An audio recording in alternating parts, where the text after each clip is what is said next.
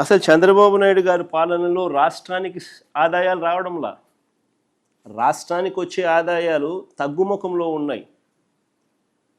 పెరుగుదల అనేది మిగతా రాష్ట్రాలతో పోలిస్తే మనం ఎందుకు పెరగడంలా? కారణం రాష్ట్రానికి సంబంధించిన ఆదాయాలు రాష్ట్రానికి రావడంలా. రాష్ట్రానికి సంబంధించిన ఆదాయాలు పక్కదోవ పట్టి చంద్రబాబు నాయుడు గారి జూబిలీకింత, ఆయనకు సంబంధించిన ఎమ్మెల్యేలకింత, ఆయనకు సంబంధించిన బెనామీలకింత అందరూ పంచుకుంటా ఉన్నారు. దోచుకో పంచుకో తినుకో అన్నట్టుగా.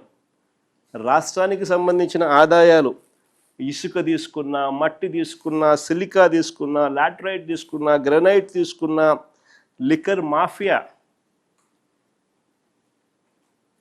ద్వారా లిక్కర్ ఆదాయం తీసుకున్నా, లేదా ప్రభుత్వ భూములు ఎడాపెడా నచ్చిన వారికి నచ్చిన రేటుకు ఎడాపెడా అమ్మే పరిస్థితి తీసుకున్నా, ఇలా వనరులన్నింటినీ కూడా దోచేస్తూ ఉన్నారు. కాబట్టి